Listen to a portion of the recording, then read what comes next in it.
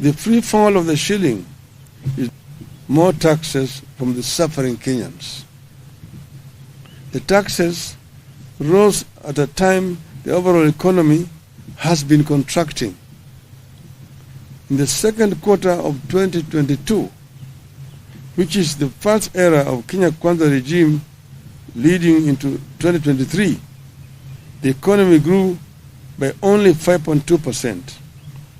In a similar period in 2021, it grew by 11%. The regime resorted to more borrowing, ignoring the warnings that we are in debt distress and at the risk of debt default.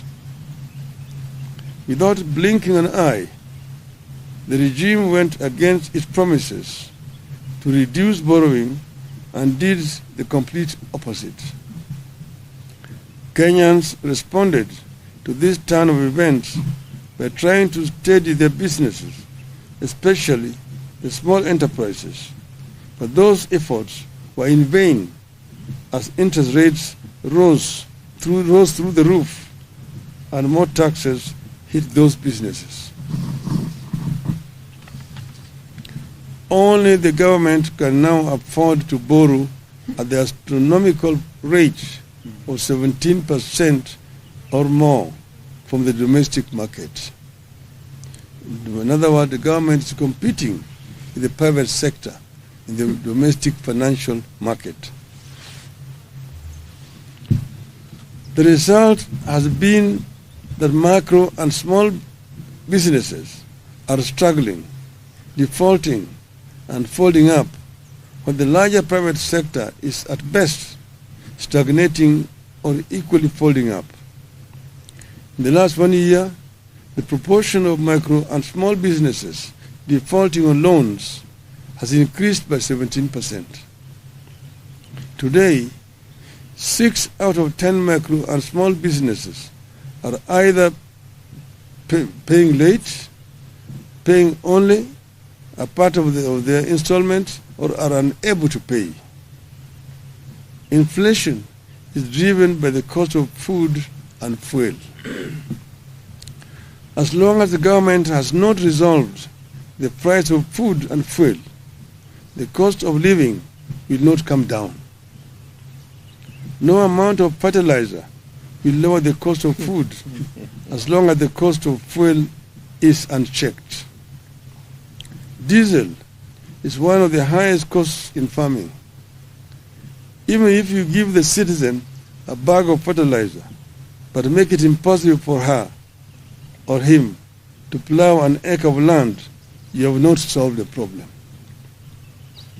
The shilling taking the grains like maize, wheat, and rice that we import, those commodities have increased by 25%. As the economy has suffered, another grand betrayal of dreams has unfolded silently in the education sector. As a party, we believe that we cannot neglect education no matter the magnitude of the economic challenges which we are grappling with. We believe that if we are not to spend just if we are to spend just on one thing, it should be education. In 1 year, Kenya Kwanza has thrown the education sector into a deep financial crisis. In public, Kenya Kwanza administration continues to talk about free education.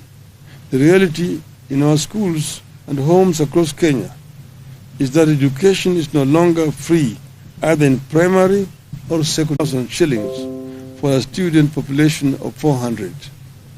Some schools received as low as Kenya shillings 3,000. We are, however, very concerned that under the Kenya Kwanza, education and the country are getting compromised by mismanagement, lack of clarity, lack of interest, and weak leadership in the sector. Verbally, education field officers have been instructed to work with schools, PTAs, and BOMs and approve measures to help schools raise funds for their operations. For schools, this only means raising school fees. As a result of weak leadership, examination integrity is back as an issue in our education. Implementation of the CBC curriculum is in chaos. Mismanagement persists as key institutions like the TSC, the KNEC, and the ministry itself. Inequality between public and private schools is rising. The quality and capacity of day schools is deteriorating. But more worrying is that parents are being forced to pay for this chaotic and poor quality education.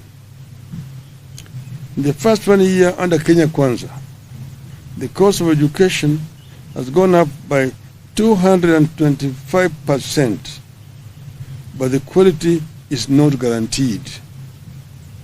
Fellow Kenyans, this has been a disaster. We refuse to ask you to tighten your belts.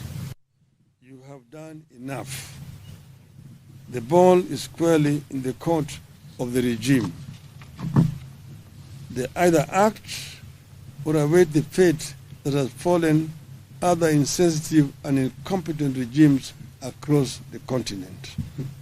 Yeah. End of statement. It's as clear as that.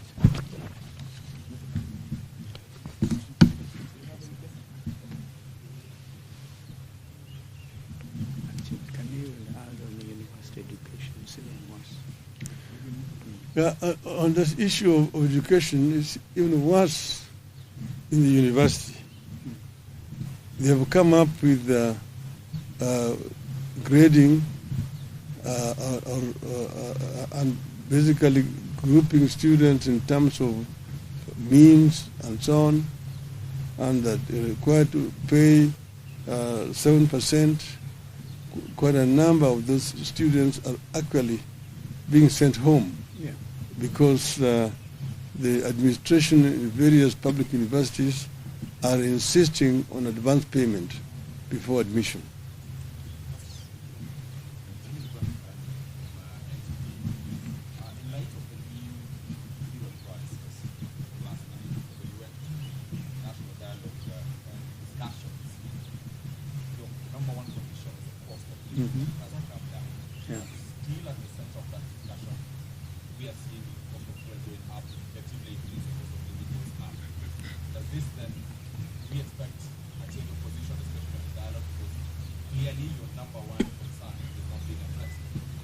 Yeah, of course, that is very true. And as you know, we are going to be giving you another statement tomorrow on the issue of the dialogue, which is ongoing. But of course, our number one agenda was the cost of living. It is still there. Of course, the other side has been making statements that they don't want it to be discussed.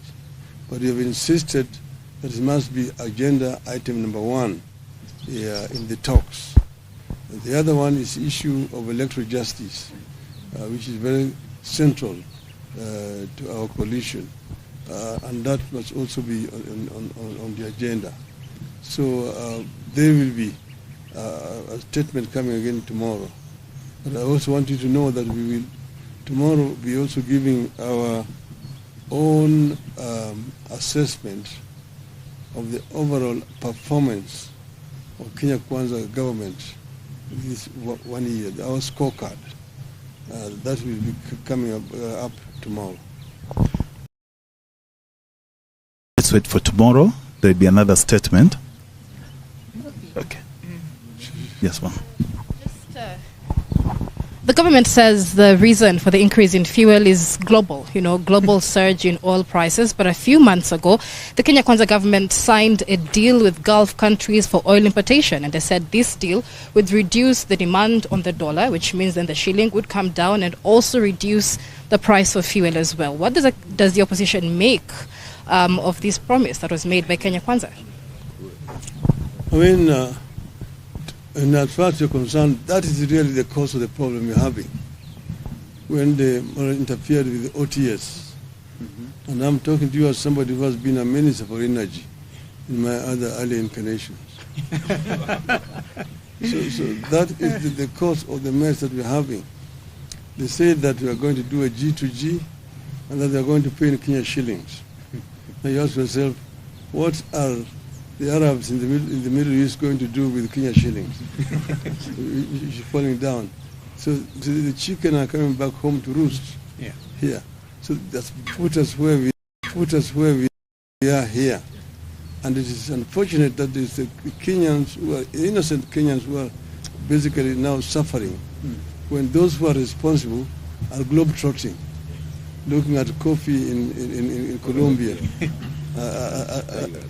I mean, and the tigers, they're moving around when the Kenyans are suffering. It's very, very unfortunate indeed.